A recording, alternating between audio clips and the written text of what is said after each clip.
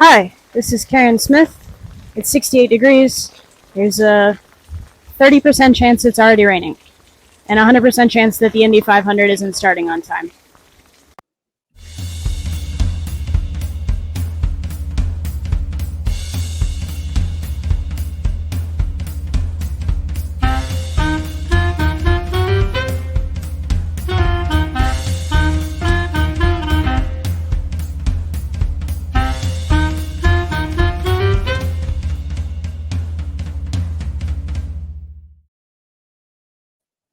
And live from one of the craziest race weekends I have been a part of in my recent years. This is the 1 hour One Brain Cell podcast. If you didn't hear from our intro, today is supposed to be the day of the Indy 500, which I think is arguably one of the biggest races in the United States, definitely, but also it is probably the the world. biggest. Yeah, It is the biggest. There Mhm. are 300,000 people, Richie 300,000 would plus know. people every year. Yes, that Yeah, show up every year. So. as our resident motorsports expert. But yeah, it dunked rain this morning. They're still in the process of trying to dry the track as we record this, which is on Sunday. By the time you hear this episode will be a week old. We are sorry. We have to plan ahead because I took a vacation. Anyway, welcome back to the 1 hour One Brain Cell podcast, where we talk about all things racing, especially the Monaco Grand Prix, the TBD Indy 500 today. We have a lot of stuff for you, and we're back to our very familiar no theme kind of episode. We had a theme last week. We stuck to it, and it was very cohesive. We were like, that's enough of that. Let's go back to talking about the internet. So anyway, as always, I am joined by my co-host, Richie, who I really don't even have an introduction for today. I think that you would win the Indy 500 40-yard dash, but there would be some tomfoolery involved. I promise you, I'm not that. I promise you, There I'm would be not some that Kevin fast. Magnussen with the other runners in the Indy 500 40-yard dash for Richie. Yes, there would be. I would have to cheat my way. I would pull Team Penske, if you will. There's that. There's your Indianapolis. There's your IndyCar joke, ladies and gentlemen. I am joined by my co-host Jordan. Who? What do you got there on your left hand there, dude? What do you? It's No, a jar not a thing. You got there. Not a thing. Just a little snack for the podcast. You guys want some? They're peanut butter pretzels. Sorry if you're allergic. Don't have any. Don't have any of these. These are just for me. I wasn't told we could bring snacks on the podcast today. What the hell is going on? Excuse me. You housed a sandwich a couple of episodes ago. Let's just be clear. I can go get the receipts on that. I was really hungry. We were recording at lunchtime, and I needed to get some calories. It's 2:00. It's lunchtime. I'm really hungry. We're recording. I see nothing wrong with this. It's Josh Dunn. We're pulling a Josh Dunn on the Clancy live stream. Mm-hmm. Yes, we are. Yeah. I'm tired from all my field reporting earlier this morning in the rain. That was hard work. That was and yeah, we should probably explain to our audio folks what you had to go through to get our weather report prior to the show today. Yeah, that was crazy. I was watching the end of the Monaco Grand Prix this morning, and I'm just sitting there, and then all of a sudden there is this unearthly loud clap of thunder from outside. I was like, ooh, that race today is not happening. So I went and looked out my back window, like on my porch, and pulled the blinds, and I was like, that doesn't look real good. Decided to put a rain jacket on, go investigate, got absolutely dunked on, and then came back inside and made a little weather report for the people, for anybody that might not have been boots on the ground in Indianapolis. I'm like that guy on the Weather Channel that, like, if you see him standing in a hurricane, you know it's a big deal. That's Jim Cantori. Mm-hmm. There you go. Al Roker? No, not Al Roker. I was gonna say he's like the Karnacki of the Weather Channel. Big time events only. Yeah. Yes, that's so true. Used to be Anderson Cooper back in my day. He used to be the one that used to go like Back in my day. put his life on the line on CNN and show up in hurricanes and almost get blown away, but not anymore. He's too cool for that now. Yeah, he's like, I've had enough of this. So anyway, we were supposed to talk about 2 different races that happened today, but our one is still TBD. It's postponed. The track is drying. So I guess we start with Monaco. Yay. Tempered excitement. Yay. Yay. Like, It's one of the most prestigious races in the world, Jordan. Why are you so lukewarm about it? because it is exactly the same as, yeah, right, lukewarm. I like the spectacle of that race, and there are tons of people that show up for that race, and it's cool. It's got a storied history. It's not, I'm sorry, it wasn't a good race for entertainment value, and it's kind of the same thing that happened last week with Imola that we talked about on this will now be 2 episodes ago. It's the same thing that happened with Imola. There's no overtaking on these tracks. And so your grid position matters more than the way you drive, with the exception of if you put it into the wall or the person in front of you puts it into the wall. We'll talk about turn 1 a little bit later, but anyway, it's crazy. I think you sent me a statistic that was like the first 10 drivers on the starting grid finished in the exact same order that they started. So we just watched those cars go around 78 laps with no change in the leadership. And it was like, ooh, okay, great. A race. Yay. Nothing happened. No drama. It wasn't that entertaining. There was no drama, Well, no strategy. There was a little drama. At the beginning, yes. We'll get into that in a minute. But yeah, as like you said, not only did that happen where the 10 drivers finished in their exact grid position, but that was the first time ever in the history of Formula One that has ever happened, which is incredible. You said it. It was like watching a parade. It was just everybody goes by in the same order. You were like, great. The thing that really, I think, cemented it for me is that even in the front 4 spots, but still as well farther back down the grid, you would get in a position to be less than a second to the car in front of you. There's only one DRS spot in Monaco, and it's down the start-finish straight, so it's not very long. It's like maybe, 400 meters from the start of DRS to the first braking zone? So anyway, DRS is, best guess.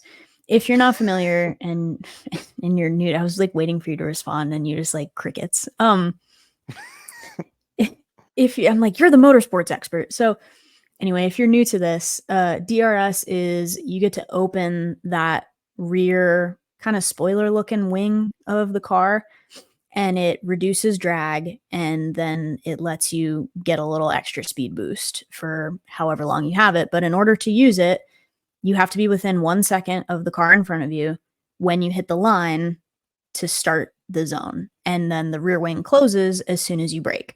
So if you brake late, it can really help you. But there just isn't that much DRS zone. So unless the car in front of you is A, really struggling, or B, on super old tires, which still almost didn't matter, DRS at Monaco is pretty much worthless. There's no way around it. That's the truth. So you could be as close as you want, but in reality, there's maybe 2 spots to overtake on that track. And it's at the chicane straight out of the tunnel, and probably on the downhill or into the hairpin. There's maybe 2 spots for overtaking on the entire track, which is like, a 2-mile circuit or something. Unless you're right alongside somebody there, nothing's going to happen. And that's exactly what happened, is that the top 10 cars finished in the same order they started because there's just nowhere to pass. Same problem with Imola. Too narrow. There's nowhere to pass. I saw a TikTok this week where somebody was explaining that by the letter of the law, according to the FIA, Monaco doesn't meet the requirements to be a grade 1 FIA track that would normally make the Formula 1 calendar, because there's a few things you need to make, and one of which is the length of the course needs to be at least 3 kilometers. Monaco is not that. Very And short, then the length of the race also needs to be over a certain amount too, and it doesn't meet that either. So it really shouldn't be a Formula 1 circuit anymore, especially now because the cars are so big, even then more so than they were 10 years ago when they were much smaller. Back then you had a little bit more space to overtake and go too wide.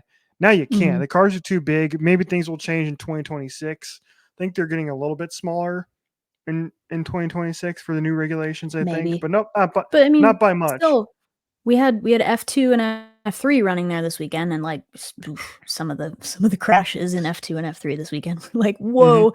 But you got some overtaking, you got some real racing. There was stuff that happened, but yeah, Formula 1 is maybe just not built for that track anymore. But the spectacle of it is so cool. And I think we have to shout out Charles Leclerc, because that dude has had the Monaco curse. That's his home race. He's from Monaco. He's what is that? Monegasque is his nationality. Yeah. Monegasque. And he finally won his home race after several years of heartbreak and crashes and mishaps and all that good stuff. So we're happy for him. But all in all, it was not a very entertaining 2 hours, minus like the first 10 minutes where something happened and then it got red flag. Not even the first 10 minutes. It was literally the first 45 seconds. They couldn't even get through like turn They one. didn't even finish the Turn first one, sector. turn two. Didn't even finish the first sector, and crap already hit the fan for multiple reasons. One of which we are big Haas fans around these parts. We love our Haussies. And unfortunately for Kevin Magnussen, one of the stupidest decisions you'll ever see on a racetrack, knowing full well, like we just talked about, that this track does not allow you to go too wide pretty much anywhere, especially at the start of the race. He tried to go too wide, get a tire underneath Sergio Perez, and it went really haywire really quickly, and it was a very scary incident. Checo's car was completely torn apart, and he walked away. Thankfully, the safety of these cars insane.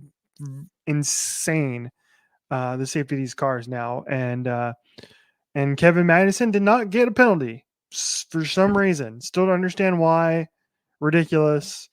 And it crashed not only his car, Checo's, obviously his teammates, and just like that, the races were over. Not even a lap into the race. So it was millions of dollars in damage caused because he tried to be stupid a corner into the race. And as we talked about previously, he only needs 2 more penalty points in order to miss a race. And for some reason, the FIA was like, "No, this is cool, and we're not gonna penalize him," and he got away with it. Yeah, arguably, like Checo's definitely a victim of that. I think. Was he driving in the middle of the track? Sure, but I think he's maybe entitled to have his elbows out a little bit there. Nico Hülkenberg was arguably the biggest victim of this because he was just minding his business over on the inside. And because Magnussen clipped Checo and spun him, then the rear of Checo's car hit Nico as he was driving through and just crashed a line of people. And there was stuff going on farther up the track too. And farther back into the very first turn, we got Carlos Sainz, Oscar Piastri collision, fork found in kitchen. Those two do not like each other. And Sainz gets a get out of jail free card, essentially, because he gets a tire puncture. So he's got to go straight through onto the emergency runoff area there at Saint-Devat in the first turn. And 1, nothing happened.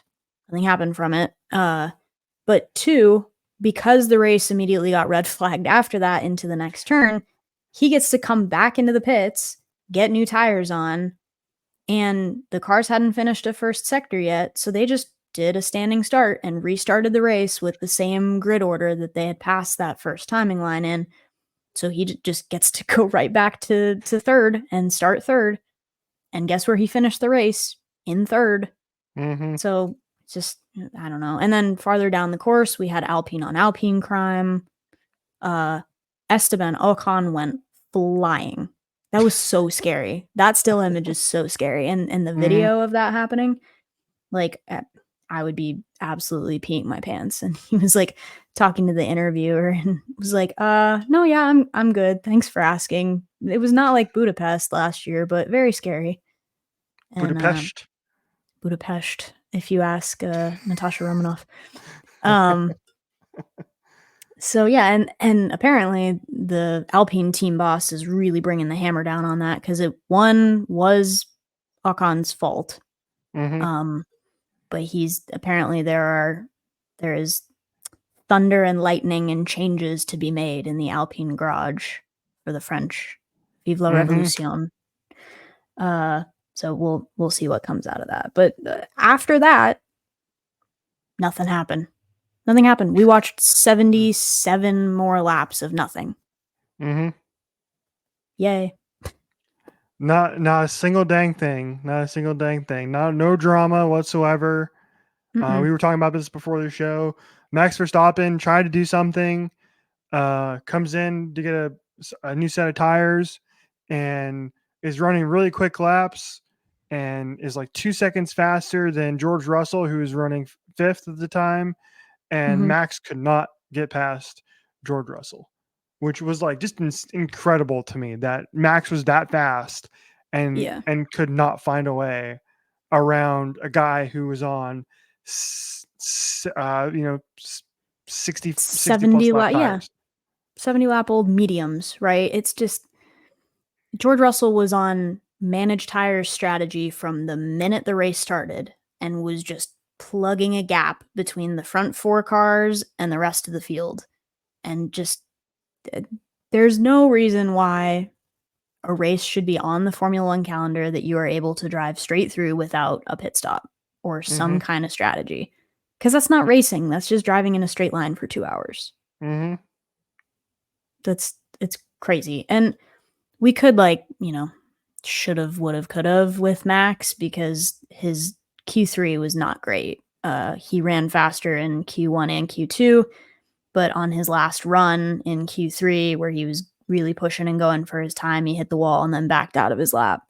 So, kept the time that he had and ended up starting in 6th, which happened to a couple of other people, but you saw some sneaky contenders get up into Q3 that haven't been there, like Albon and Gasly.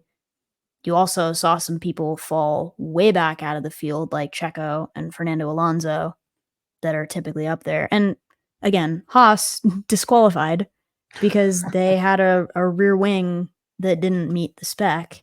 I guess Formula 1, that's the formula part of Formula 1 is that cars have to be to a certain specification. And then past that point, you can make some changes. But they had a rear wing. I have a joke. Oh, and I had to stop you mid-sentence to make a joke. Do you know what the 1 in Formula 1 stands for? No. It stands for the one overtake that we saw at Monaco on Sunday. Oh my God. And it was Valtteri Bottas. No, that's so true. It's like, what the heck? Anyway, the whole thing was crazy. They were like, here, Haas, have a second chance. And they were like, cool, we'll crash Checo and each other with it. Like, wait, that's not what we meant. You're not going to be able to check the cars now for cheating because they're destroyed. Right. They're in pieces. Checo's cars looked like a crushed can of Red Bull.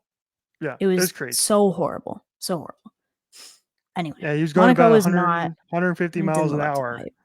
About 150 miles an hour when he crashed. So again, I'm amazed on a consistent basis about the safety of race cars nowadays. Because a couple episodes ago during our Imola episode, we were talking about how they were honoring the life of Ayrton Senna, who had passed away, Roland Ratzenberger, who had passed away due to crashes at Imola back in 1994. And again, we're just consistent. It's just insane how safe these cars are now, not only in Formula One, but in NASCAR, IndyCar, and really pretty much any form of motorsport. Like, we are so lucky that more of these really scary crashes don't end in tragedy more often. So, to the engineers who make these cars so safe, 75 gold stars to all of you. All of you. Yeah, great. Honestly, great work. You can. Mm. There's some crazy crashes over the last even just in the last couple of years in Formula One, where we could talk about Roman Grosjean. His car literally split in half and went through a barrier and caught on fire, and that man still made it out alive. And it looked like the worst possible thing immediately. You have cars roll over each other, and imagine taking the full 9-ton weight of a Formula One car on top of your car, on top of your head. And because they put that halo in there that could support a certain amount of the car's weight, it just doesn't break really. There's Max's car went over the top of Lewis at Silverstone. Nico flipped over one time. Joe flipped over one time. There's all kinds of crazy stuff that happens where cars will land on the head area of the driver. It happened with George in Australia this year.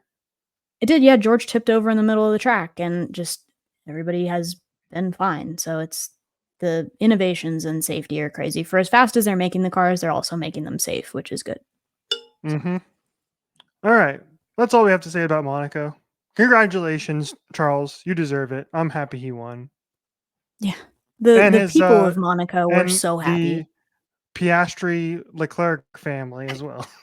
Right. The Leclerc family with their new adopted sibling. That was what it took for him to break the curse, is he needed to adopt Oscar. Yeah. And then it was fine. Or maybe it was Leo. Like, we could blame it on one of those two things, but it was either Leo or it was Oscar. But one of those two things. Yeah. I was hoping we would get content of Leo on the podium, but that didn't happen. I was like, he's little, just sneak him into your pocket. Put him up there. And the people of Monaco were so thrilled. Like, all of the I don't know, elected officials or whoever it is, the Prince of Monaco was in tears because Leclerc won, and it's, I don't know, that's good for them. That's really good for them. Not that Monaco needs that much. They're so rich in Monaco. You have to have a certain amount of liquid wealth to be approved to live in Monaco, which is crazy. Just don't park your boat where I sent you that video where somebody's power boat just went yeah, they thought they were Esteban Ocon. Kevin Magnussen. See ya. You're like, we'll just drive into this yacht. It'll be fine. As far as I know, no injuries. So luckily everybody's okay. Yeah, thank goodness. All right. So honestly, that's probably more than Monaco deserved for how boring the race was, but let's move on. What do we oh goodness. Now we just have a mishmash of stuff. All right, Richie, Letterbox Corner. We're throwing it to you. I could throw one in because I did finally watch Madam Web, but I'll let you go first. Okay, so before I have a preface here. My preface is a question, and that is, are you an Alfred Hitchcock fan? Have you seen many of his movies in the past? Not a lot, but I've seen a handful. I've seen Rear Window, I think is Hitchcock. Rear Window, The Birds, and Psycho, obviously, because that's a classic, and some of it is shot in Arizona. Ah, yes, that is true. So I've been on an Alfred Hitchcock kick this week. So I've watched, let's see, I've seen a few, just like you. I've seen his big movies: North by Northwest, Rear Window, The Birds, Psycho, Vertigo. I've seen those ones, but I haven't seen a lot of his other, kind of less well-known movies. So I've been going through and I've been watching a lot of his old movies this week. I don't know why. I think I was just bored one night. I was like, I need a movie to watch. And was clicking around because everybody does this. You're like, I don't really know what mood I'm in terms of what movie I want to watch. So you just click around for 45 straight minutes trying to figure out what exactly you're in the mood to watch. At that point, Sure. I was like, I'll just watch a Hitchcock movie and it'll help me fall asleep. And so I've been on a kick because a lot of them are easy to find. They're either on like free streaming or elsewhere, and they're easy to find. So I've watched 1, 2, 3, 4, 5 different Alfred Hitchcock movies this week for the first time. Okay. I've watched Strangers on a Train. I've watched Okay. Suspicion. I've watched Rebecca. I watched Dial M for Murder, and I watched Foreign Correspondent. Those are the 5 Hitchcock movies I've watched this week. Okay, I'm pulling up right now. I didn't realize there were that many. I saw your Dial M for Murder, but I did not see the rest of those in there, which is wild. Yeah, give us your breakdown on your Alfred Hitchcock binge lately. So first things first. The thing that like stood out most to me here is a lot of these movies like tell a really interesting story, like, but I feel like they're not like pure cinema. Like I feel like it's like I'm watching like a mystery of the week kind of vibe to most of these movies. Sure. Maybe that's because they Okay. were all from the late 30s, 40s, and early 50s, and so like I'm so used to the techniques in the movie making of today that the kind of Hitchcockian, what made him Hitchcock at the time and really made his movie stand out, isn't really as noticeable today as it was back then. Sure. So I was more focused on like the stories than I was like the filmmaking of it all, and like how he used the lighting and the cinematography and such. But anyway, the standout movie to which I would recommend that you watch is Strangers on a Train. Okay. That's the one that stood out to me. Sell me on Strangers on a Train. Give me the synopsis, or like Yeah. pitch. Give me your elevator pitch on it. First of all, there is a I love that Challengers you're reference. pointing with the dongle as well. Yes. Like, this not? is the instrument that we've chosen to emphasize with is the dongle. I'm like, I think I have one of those. That's I'll my point back at you. Yeah, this is the ADHD portion of the show, in which case I have to have something in my hand to, it's like a fidget spinner, but it's a dongle instead. Unreal. Fidget spinner. Anyway, back on track. Speaking of trains, No, good one. there is a Challengers reference in this movie, which this movie came out. How is there a Challengers reference in this movie when Challengers was made like 80 years later? Go ahead. Yeah, let me explain. So, the basis of the movie is the main character of the movie is a tennis player. Okay. Okay. And so there's a tennis scene at the end of this movie that reminds me so much of Challengers, to the point in which Luca, I can't pronounce his last name. His name is Luca. I'm just going to call him Luca. The director of Challengers, like straight up stole a shot from Hitchcock in Strangers on a Train to use in Challengers. So when I saw this scene in the movie Strangers on a Train, I was like, holy crap, that's the exact. What are the chances that I would pick the movie with the Challengers that it's like relates directly to Challengers, and it's like exactly the same type of shot in the exact same way. And it's no spoilers here. It's a shot in a movie, but there's a shot in each movie where you're looking at a tennis crowd, and the entire crowd is doing this. Because you're watching a tennis match. You're watching the ball. They're going like this. Sure. And every single one of them is watching the ball, except for one person who is centered in the very middle of the frame that is staring. Zendaya. Exactly. It's Zendaya and Challengers. Yes, exactly. I haven't seen Challengers. That was a guess, but I was like, it has to be Zendaya. It was Zendaya. Yeah, exactly. Okay. And it's so cool. Anyway, and it's just the one character who's staring straight at you, basically.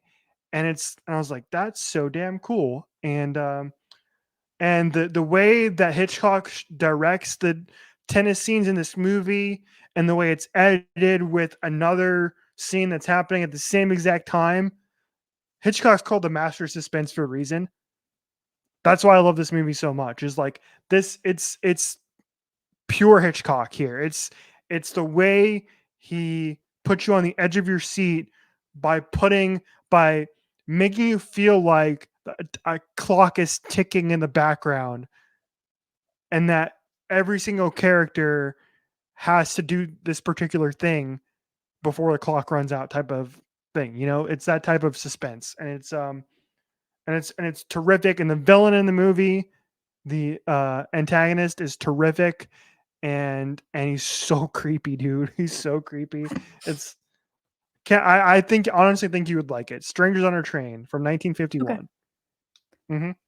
I'll tell you what, that's what I miss about early thriller, horror, suspense movies, just in general, is that because they didn't have all of the CGI, the post-production, the, industrial light and magic, computerized stuff, all of the suspense had to be built in camera or through the dialogue, or like it had to feel like there was real weight and real stakes without digitized production, without cheap jump scares. Like it had to feel like it had weight. And I feel like in a way, sometimes that takes away our appreciation for it, because having seen all of these, high value, big budget production movies now, we expect a certain product from it. So you go back and watch something from that time, and you're like, well, that just felt really flat. But at that time, people had never seen anything like that. They just didn't have another frame of reference to compare it to. So it was really, really excellently done for the time. That's why something like doing a retrospect, like you look at like Salem's Lot, or you look at The Exorcist, or even you look at Psycho, and you stack them up against today's horror or thriller movies. They don't feel the same, but at the time, it was like the scariest thing anybody had ever done, because people hadn't seen anything like that before. And I do kind of miss the craft that was necessary from a director in order to pull that and make audiences feel that without relying on commoditizing the jump scares and things like that. Yeah, so I would recommend. I think I believe you really would enjoy Strangers on a Train. The other one I think you might enjoy too is Rebecca. I gave Rebecca 3 stars. Okay. You gave Strangers on a Train 4 also. I don't know if you said that. Yes, I did. I did give Strangers on a Train 4. Okay. And Rebecca is really, really. Rebecca's like this gothic horror type thriller. Okay. And this is one that this was one of the ones that actually stood out to me from a cinematography point of view, because the set design and everything around it is really, really cool. Anyway, I actually think you would like Rebecca. I think that's pretty good. I believe Rebecca is the only Hitchcock movie to win Best Picture, by the way. Okay. So, yeah. Little cinema trivia. Yeah. And there's also a cute dog in it. I put that in my review. I said Jasper the dog walked so Messi could run. So okay, I'm sold. There's a dog in it. Let's go. And I will pull that up tonight. I also put in my watching of these movies, I love the old timey vernacular that's used in these movies. Sure. Very old sport. Yeah. One of which that we never use anymore is "How do you do?" And I if you learn anything from this podcast, we need to bring back "How do you do?" as a greeting. How do you do? Yeah. All right. I guess it feels a little repetitive. You know what I mean? Like, it's just because the word "do" is in there twice. Isn't "how are you" the same execution? How do you do? Yeah, there was definitely a physical presentation to "how do you do" as well. It's like, if you're a lady, you curtsy, or you shake the gentleman's hand. How do you do? Yeah. Yes, are we bringing back the transatlantic accent as well while we're at it? That's not real, by the way. The transatlantic accent is not real. Can you explain what is that? I'm not familiar. Like, Okay, so it was in a lot of the movies from that time, but it was like sort of a cross between English accent and American English with no accent, but it was like people sounded more posh. I wish I could think of an example right now. I'm sure it was probably in a I'm Hepburn sure film or something it like that, but happens in some of these Hitchcock movies. I just couldn't tell for you sure. that's what it exactly But was. like they mention it very specifically in the Netflix series Hollywood, which you might also like. But anyway, you're like, where's the transatlantic accent from? Well, the transatlantic, which is like nowhere. But it was just this thing that they made up because it made people sound more posh, more high society, and it isn't actually from a country. It didn't originate anywhere. Hollywood just decided that this was going to be a thing and a way that people would speak, and they would give them like voice and dialect coaches so they could speak with the transatlantic accent. And I don't really want to bring that back, but that was a thing temporarily, but it's not real. So if anybody ever asks you, they're like, what is that accent? You're like, well, Hollywood invented it. Which would not be the last thing that Hollywood invented, but certainly up there. Oh yeah. Oh, it was one of the actors listed here that mentions of examples of actors known for publicly using this accent include Cary Grant, who was actually Grant, in one there of you the go. Hitchcock movies I watched. He was in Suspicion, and so yeah, I learn something new Yeah, every day, there I you go. guess. Yeah. That You taught me concludes my about Best letter. Picture. I taught you about Yes. transatlantic accent. We're good. Yeah. Yes. Don't say we This never did anything concludes- for you on this podcast. Yeah, exactly. You'll learn something once in a while. Maybe. That concludes my letterbox corner for the week. Also, I did watch Good. Crazy Rich Asians too, which I don't think we talked about in an episode. I'd asked you to watch it, and I don't think I've got your rating yet. Well, I got your rating, but I didn't get your explanation as of why. Yeah, so I gave it 2.5 stars, and I said 2 straight hours of constant red flags from an entire family. So that's why I didn't like it. I just didn't like that entire family was just You know awful, the what? entire movie. So it was like I actually just think could that we not talked stand about it. this. I think we talked about this. Do you want to know Did why I we? think that? Why? Because I know we talked about Aquafina and then we got sidetracked about Aquafina water, which is on today's Oh, episode. yes, that's right. I think we did talk about this. We You're have right. short-term memory loss. Dude, No, we you're so literally right. have short-term memory loss. ADHD, everybody. Yes, correct. Okay, so sorry that we subjected you to that. I still don't agree with that rating, like a full week later or whatever it is. Still don't agree. So now I don't remember whether I filled the people in on Madam Web or not. I don't think I did. No, I don't think so. I don't think I did. Hold on, let me I don't see, think because so. I remember what I texted you. I texted you it's time when I was watching it. Okay, that was on Monday, so we're good. No, I finally got to watch Madam Web. I got beyond the paywall. I was in the mainframe. I got beyond the paywall of Netflix. I rated this 3 stars. It felt maybe a little ambitious to do so, but I did rate it 3 stars. And I said, let's find out. Why can't I see what I rated it? Who cares? Anyway. Oh yeah, here it is. Girl, okay. I said, every line in this film is being spoken like it's being table read for the first time in a community theater production. I stand by it. Also, Richie sent me this. Every line of the villain in this movie was ADR. It was redubbed. They redid it after shooting. So there are tons of times where the villain will be on screen and he's talking, but his mouth isn't moving, or he's off screen. And then all of a sudden, when he's off screen, he has this big monologue. And then when he's on screen, it's like, where are they? It's like, and then he goes off screen and he's like, well, I haven't seen them in 30,000 years. And here's my big origin story. And then I come back and he's like, they can't be that hard to find. And then he goes back off camera and does a big monologue. And it's like, what the heck?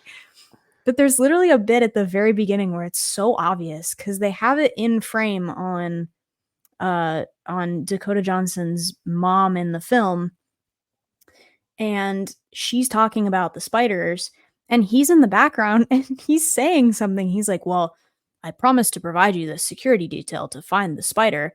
And you can look at him and his mouth isn't moving. You're like, who green lighted this? It's just like, what the heck? And then when you take a lot of the dialogue independently, it would be like a run through of a high school theater production.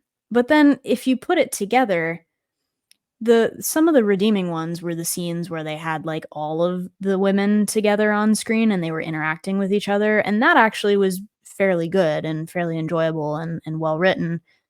But it allowed them to have that dynamic within each other. But then when you took each character individually and you took their lines and when they were on scene by themselves, it was like, wow, that's the take that we kept. Okay, sure. My favorite thing about that entire movie was that they could not say the name Peter Parker. And my favorite thing is that she stole a taxi and no one asked her to give it back. She just pried the license plate off that thing and was like, it's mine now. I'm driving these 3 girls that I found around in a taxi. And no one questioned that. They were like, okay, sure. Guess we can't find that lost taxi now that she pried the license plate off of it. Oh, shoot. We have cameras in the traffic lights searching for people, but we're not looking for the stolen taxi. Weapon of choice is a car in this movie. Ambulance, taxi, weapon of choice. I love it. I love that part of it. The other thing was I texted you this as well, which is like Sydney Sweeney playing the nerdy girl was just so distracting the entire movie. I couldn't buy that. Yeah. It's like, no, she's only supposed to play hot girls, not nerd girls. No. Well, I mean, that's distracting from the spectrum of hot nerd girls. Isn't that also allowed? I feel like we're needlessly exempting that group of people.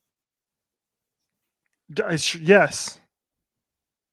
I feel like we're doing an injustice to that group of people. But yeah, still couldn't buy it. Not worth it. Well, yeah, she was like the unpopular. Like that's like, no, there's no way in hell that she's not like the queen bee of whatever place she's at. That's why I didn't understand. Right. She's having seen her in Euphoria and then having seen her in this movie, you're like, that's not the same person. I can't buy that. That's not real. What's the other movie? But also, her being a high schooler in Euphoria also felt weird. Anyone But You with Glenn Powell. That's the one I'm thinking of. Yes. Yeah. Mm-hmm. That one's also paywalled on Netflix. What the heck? Stupid. Anyway, so now that we've gone through movies, we can throw it back to where we were supposed to be, which is that I told Richie, because we were talking about Aquafina, that I think the Aquafina water is bad. And he disagreed with me and said that all water tastes the same. So I'd like you to justify your opinion there. And if you have a ranking, give us a ranking. Yeah, I have no other way to state it than saying that every single bottle of water, bottle of water. Been up since 6 o'clock this morning, ladies and gentlemen. Bottle of water. Yeah, to watch Monaco, where nothing happened. Can't speak. Every single bottled water. I can barely say it. My God. Did you see what I did there? I had to like stop and think of how to say think it. About it. I couldn't say it. I can't say bottled water without having to like. It is. I can see it go through your head every time that you say it. It's like the gears are turning and they're visible. Big water is a joke. Big water. Every single his whole tirade. Big water. Every single big water beverage that you can buy at the store, it all tastes the same. There's no difference. It's all the same. Water's the same. The only water that's any different is the tap water. Tap water is legit disgusting in most places. I don't touch it with a 10-foot pole. But every Aquafina, blah, blah, blah, all the alkaline water that's like total crap that doesn't actually exist. Like that doesn't. It all tastes the same, dude. The pH water. I humbly disagree with you. And here's why, is that I firmly believe that if you gave me several brands of bottled water, notice how I said that without thinking about it. Yes.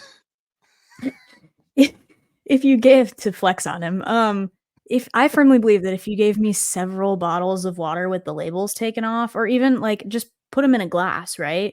Or blindfold me, whatever it is, we can test this when I come to visit. But I firmly believe Yes. I'd be able to tell you that there's a distinction between bottles of water, because I think you can taste the like mineral, like the added minerals or the, I don't know, whatever sediment deposits from the processing, especially in Aquafina and Dasani, versus like an Arrowhead. And I think Arrowhead subsidiary. So it's like Arrowhead, Deer Park, out here it's called Ice Mountain, but I think they're all the same subsidiary of like the Arrowhead bottling company. But like the Nestle waters taste different than other brands. And Dasani's gross. Dasani tastes like dirt. Not to make an enemy out of Dasani, but it tastes like dirt. They're crazy. There's no, it doesn't. There's for sure a difference. No, there is. See, you're just, I think this is one of those like psychosomatic things where you think there's a difference because you've been told that there's a difference from everybody else in your life, despite the fact that there's not. So you want to think that there is, but there really is not. So next time I see you, we're going to put this to the test. We're going to Mythbuster style do like a taste test. Maybe I just have a superior palate to you, and that's why I can taste the difference. Maybe all those years of burning the skin off the roof of my mouth with hot pizza gave me superpowers to be able to tell that was your which bottled water is which. That's my origin story. That was your spider bite. That's my spider bite. That's my gamma radiation. Yes. I firmly believe I could do this. I do. We'll test it. This will make for great podcast content. 100%. Because I've never once had any of those bottled waters and thought to myself, hey, I did it right that time. And thought to myself, oh, this is disgusting. I'm never drinking this type of water again. You know what you do? Like, I always buy the cheapest. The cheapest is the best because it hydrates you all the same. I don't buy into the pH, the alkaline water, the core water, the what is it, Essentia or whatever, that's the alkaline. Yes. I don't buy into that. Smart water tastes different. And the French like spring waters, or the other spring waters like a Fiji or an Evian, taste different than a regular consumer bottled water. Like the fancy waters taste different. See, you're just buying into capitalism. Because that's just because those difference. Waters are more expensive doesn't make them any better tasting or better for you than the cheaper waters. It's all water, dude. There's a difference, girl. There is. I promise you. Go drink out of the tap with your stupid opinion. I won't. Go drink out of the tap. Tap water is legit disgusting. I'm going to put this in every single group chat I have. I'm going to put this to the test. I'm going to ask people, can you taste the difference? And I'm probably going to get called out. I'm probably going to be the only person in our group of people who thinks the way I do. But that's totally okay because I'm right and everybody else is wrong. Okay, update us on the results of that. Can we agree though that sparkling water tastes different? But I think that's just because it's carbonated. It's carbonated, so yeah, it's supposed to taste different. Yes. I love the videos, by the way, of people like giving their pets sparkling water. Like it feels kind of mean, but it's also so funny. Like back when it used to be a thing to put a cucumber behind your cat and scare them because they thought it was a snake. Yes. But it's like giving your pet sparkling water is just like a slight form of betrayal, like at their expense. But it's funny. Anyway, yeah. All right, we got a couple more things to hit in the next 10 minutes, but we are still on time. We're still on track for an hour, which is crazy because I think we started to nail the pace of this thing. Yes. Anyway, how aware are you of the fully conscious baby that's been circling the internet? I just know it because the baby looks like he's doing he's got the one finger up thing. Yeah. Yes. Yeah. I have this tab open over here because I needed the backstory on the fully conscious baby. This is an article. Family of the fully conscious Four Seasons Orlando baby reveal child's secrets. So let's start for people that are unaware of what this is. It's a video of a dad holding this infant who is like little, by the way. It doesn't show any signs of being developed or fully conscious. And the mom is like, "Who wants to go to the Four Seasons Orlando?" You have the video. Okay, good. Yes. Look at that child, okay? That doesn't look like a child that knows. Who wants to go to the Four Seasons Orlando? Dearest mother, I would be most delighted to pursue the splendid establishment of creative finance.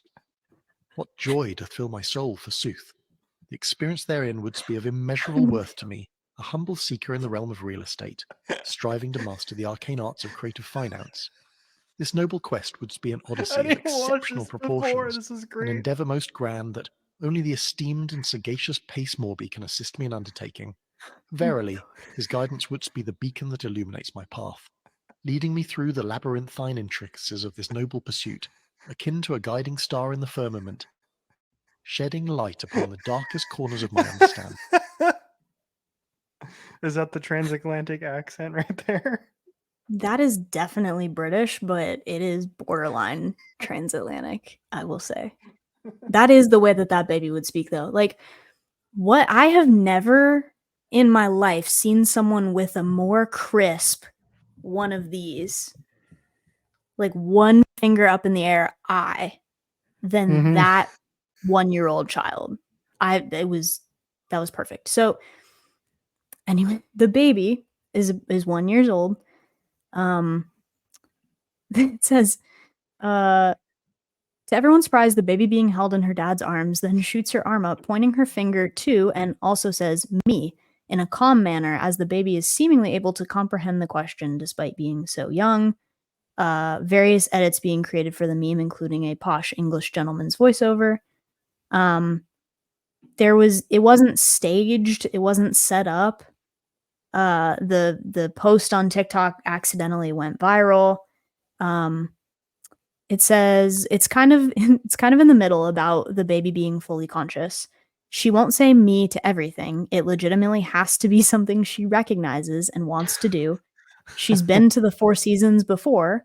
She does recognize certain things and she does say me.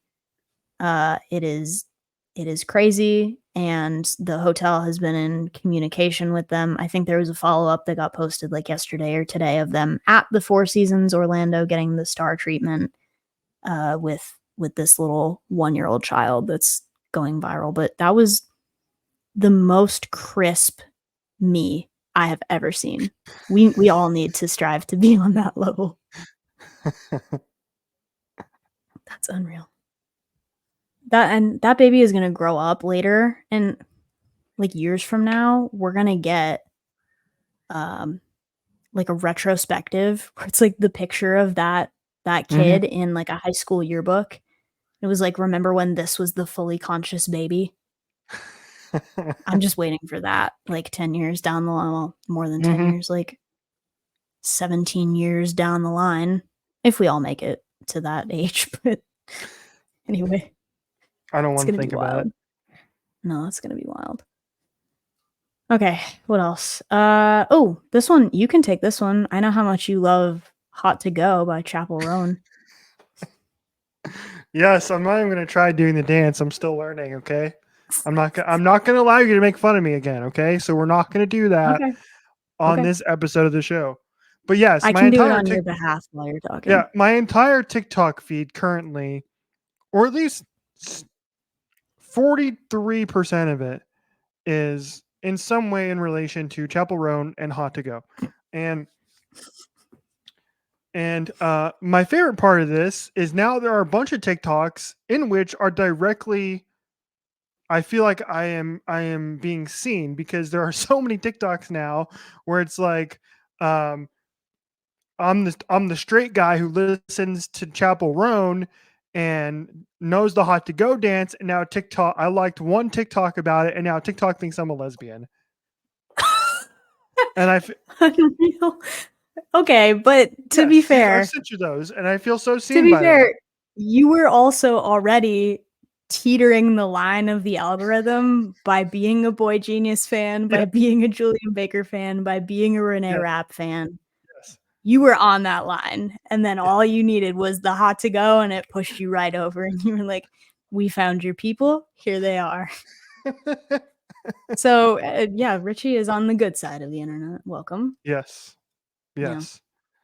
I love the ones too where it's like how you know that you're a millennial is it's impossible for you to do Hot to Go. Or the one this week that was like when you hear Hot to Go and you start to do the Macarena instead. That was great. Yes. Macarena I can do. I can do that, but there's not enough space here. My little cubby hole to do it. Okay. Yeah, you'll save yourself by saying there's not enough space. Oh no. Yeah, demonstration. Anyway, continue. Hot to Go. Yeah, so one of the things that went viral this week, correct me if I'm wrong about this, but Chapel Roan was performing somewhere. I don't remember what festival she was I don't remember exactly. Yeah. And one of the security guards who was at the show was doing the Hot to Go dance. And I was like, he gets it. Good work. He gets it. The fun part about that was that he was one, still doing a great job. Like you could tell that he was scanning the crowd and, looking to make sure that everybody was safe and everybody was having a good time, but was also interacting with the fans in the front row who knew the dance. And clearly he's got some awareness of it, but was like interacting and was like, you tell me when to go, because I want to be a part of it, but I don't know exactly where or when to start. I don't know the cue. So he was like, you're going to tell me when to go, right? And then obviously they told him and he was able to join in, but he's just chilling up there. He's in his pit vipers doing the Hot to Go dance. Love the energy. Mm-hmm. So fun. More security guards having fun and doing their job well. Yes. Okay.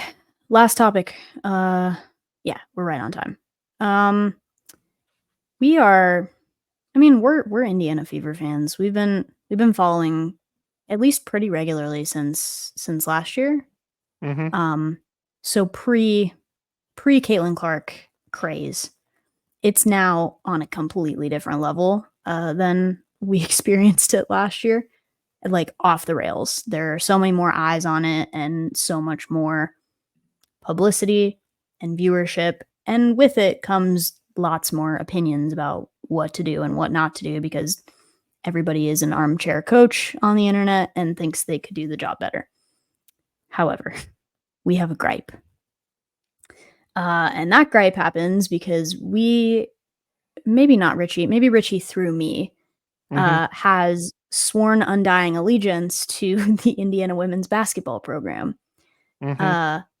And if you'll remember, they drafted one of the greatest players in Indiana women's basketball history, probably, arguably, last year in point guard Grace Berger. We love Grace. Grace didn't get very much playing time last year, but when she did, she was great. And we might have griped about this on the show before. The Fever have an issue with drafting guards. We continue to draft guards. That's not the problem.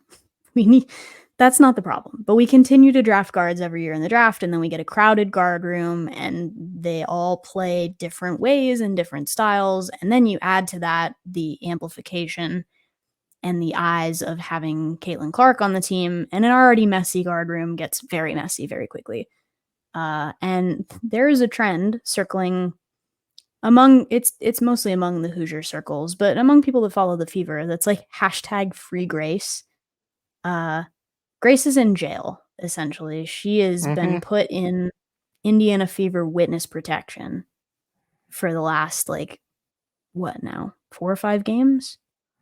She went She's got like 3 6 minutes games of without playing playing. Yeah, she's got like 6 minutes of playing time in the last 4 games, which is crazy because you look at the statistics and even just watch the game. Just watch with your eyeballs. Don't look at the statistics.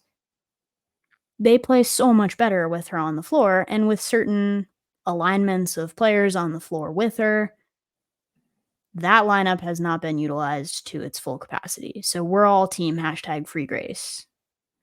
Yeah, Richie's been watching a lot of the games in my stead because they've started at like 10 p.m. and I'm not Yeah, staying they're awake on for a little that. bit of a West Coast swing there.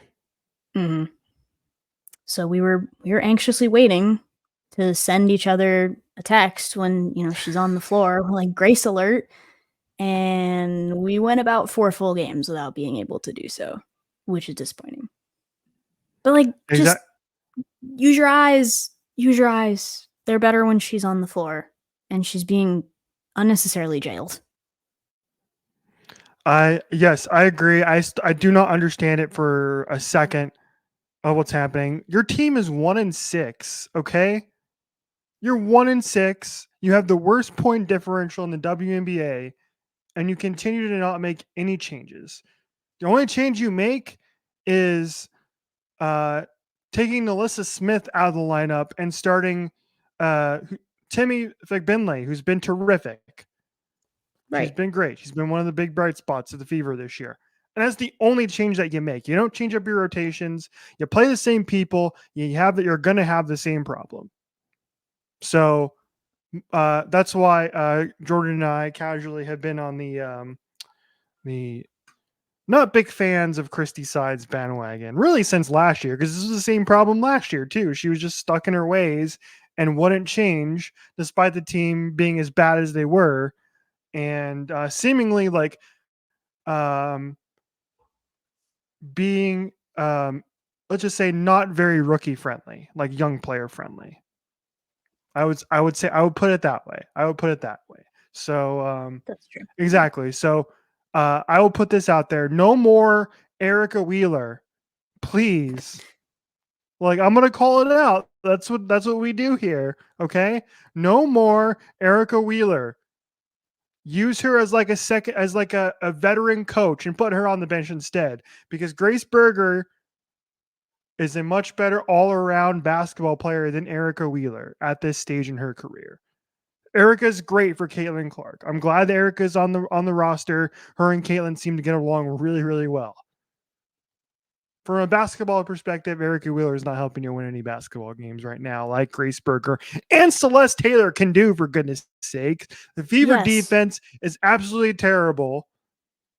They're not very good defending the three-pointer, and you know who can do that really well, or at least did it really well in college? Celeste Taylor can do that really well. That's why they drafted her. She's a good defender. Doesn't get any playing time. So anyway, defense is so optional for the Fever this year. But yeah, like Richie and I have been saying this since last year, is just the problem is not playing both ends of the court. And there are people on your bench that can do that, but you have to be able to use them. So we've been complaining about this since last year, but now people that are transitioned over and are watching the WNBA more frequently for Caitlin Clark, or even just watching the Fever because of Caitlin Clark, are also starting to notice this. So there's definitely more eyes and more pressure on it. And we were hoping that was maybe going to lead to a change, or at least some adaptability and strategy. So far, it hasn't done that. And it's been miserable to watch the team this season. And all those people that you just brought over are going to leave if this is the product that you're putting on the court, because they don't care. They do not care to watch Clark sit on the bench or play a position that she shouldn't play, or just generally watch the team stink. Or lose a basketball game because you have Caitlin on the bench for 2 minutes. That is also in the true. last 5 minutes of the fourth quarter of a game that's tied. I'll say, on the road.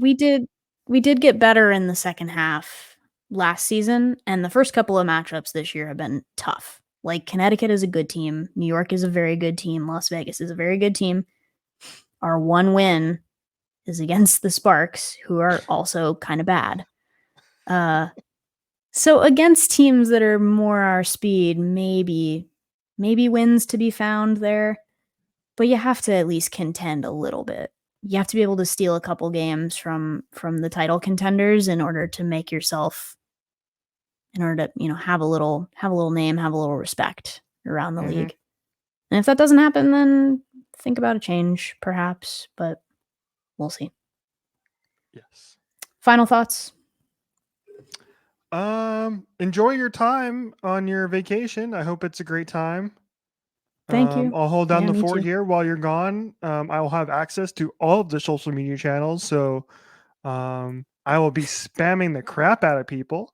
It's going to be great. I get to post everything I want, and you'll have no knowledge of it, and it's going to be a blast. And that's why I've already gone and changed all the passwords. No. I'm just kidding. I haven't done that. Anyway, though, yeah, we will be gone for a week after this episode posts. There will be a dead week. So apologies in advance, or maybe you're welcome if you're sick of hearing from us every single week. But we have fun making this podcast, dang it. So we're just gonna keep doing it. At least I'm having fun. Anyway, you can follow us at OHOBC Pod. Keep up with what Richie's doing while I'm out of the country, and Probably more of this. I'm just going to be playing with will this you just dongle while you're guys gone. just monitor, just watch him for me, please, because I don't know if I can trust him to be alone with the social media. Anyway, we have been your two favorite hosts. Thanks for tuning in, and we'll see you next time. We're dumb. We're dumb. One brain cell. We're dumb. Anyway, come hang out with us next time, please. Don't leave. We like you guys, and our one Irish listener who is still, we're hoping, Hosier. Okay, that's good.